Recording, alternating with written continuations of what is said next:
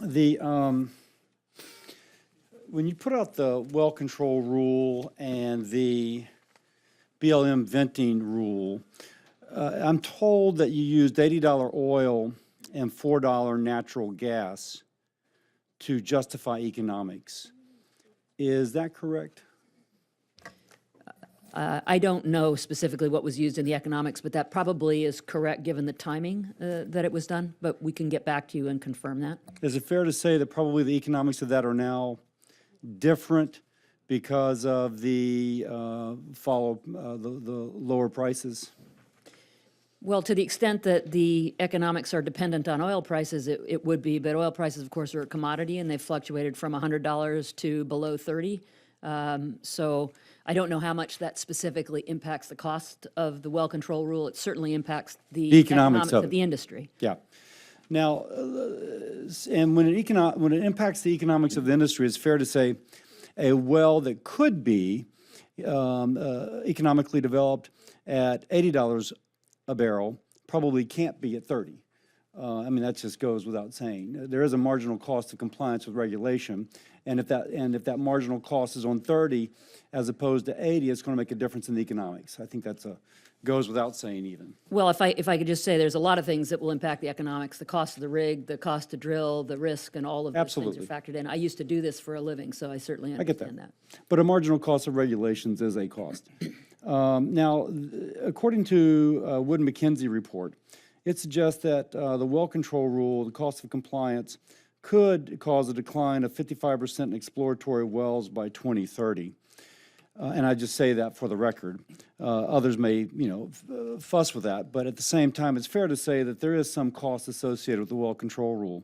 That said, one of the concerns that have been raised with me regarding the well control rule is that Bessie is promulgating this, and they're promulgating it, but it apparently violates a congressional mandate, which specifically is the National Technology Transfer and Advancement Act, the NTTAA, which bars the use of government unique technical standards in lieu of voluntary consensus standards. And again, I have a document here that goes through the statement of it. Any thoughts about that? Because it does seem what I've heard about the well control rule is being given kind of ex cathedra as opposed to from a voluntary consensus methodology. I've never heard of the act that you referenced, but I'm confident through our solicitors that everything we're doing with regard to the well control rule is within our rights and consistent with what we believe we must do for the safe and responsible development of offshore resources, particularly in the wake of the Deepwater Horizons. It isn't insofar, believe me, I care about the Deepwater Horizon. It isn't insofar that regulations are not required, but rather that Bessie is supposed to show that voluntary consensus standards are impractical. And I'm not sure that it's clear that the voluntary consensus standards are impractical, and I'm not sure that it's been shown.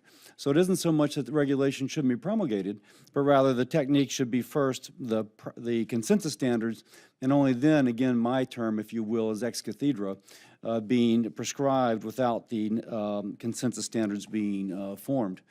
Obviously, that may be something a little technical, but if you could address that for the record, I'd appreciate that. We're happy to follow up. Related to that, again, on the well control rule, is that clearly, if we're going to have an impact upon the ability of oil wells to be drilled, that is going to affect the energy supply in the United States. And I'm told that under Executive Order 13211 from May 18, 2001, such things require a statement of energy effects. Bessie has denied that there is an impact upon energy supply from these regulations, which seems a little crazy. But nonetheless, if they do, it means that they have another reporting requirement. Any thoughts about that? I mean, it just seems so self-evident that if you're going to have an impact upon the supply of oil and gas, that you're going to have an energy effect. That may be a little technical for this conversation. I don't know if you're prepared to comment on that. Well, I'll just comment briefly that the well control rule really codifies many of the practices currently in place in the Gulf that were addressed after the Deepwater Horizon spill. And I don't support the notion that the regulation itself would impact energy supply. So- We're happy to get back to you for the record of Please, more detail. and I'll say that, speaking to folks, they actually feel like the initial rules that came out after the Macondo were actually fairly reasonable. It is those that are proposed that will go beyond it, that are again being given almost by, in fact, by fiat, not with consensus standards, and according to at least one consultant, is going to have a significant impact upon the drilling of exploratory wells. So we'll fashion these for the record and look forward to your reply. If I could just say briefly, there was a lot of industry input after the draft rule. Those have been taken into account, and I believe you will see significant changes from the draft rule to the final when it is released. Sounds great. On the land buyback program, what is the cost basis for the sale of the land, and does that include the mineral rights that might be beneath or the grazing rights, et cetera? Mike? We are not typically acquiring land through the land buyback program with mineral rights on it. We are right now excluding Well, I those thought this is lands. where the Indian tribes were allowed to, the Native American tribes were allowed to buy land back from the United States. Did I misunderstand that program? No, this is one where resources are provided to acquire land from these fractionated interests in lands and restore to tribal ownership. And so there are significant tracts out there that do not have mineral interests. We are doing appraisals of those lands and restoring those to tribal. But I say, so those typically do not have mineral or grazing rights associated with it to make it, I presume, That's easier. correct. Okay. Just to clarify, they're not federal lands. Typically, they're in fractionated private ownership, consolidated for the tribes. Got you. Okay. I yield back. Thank you.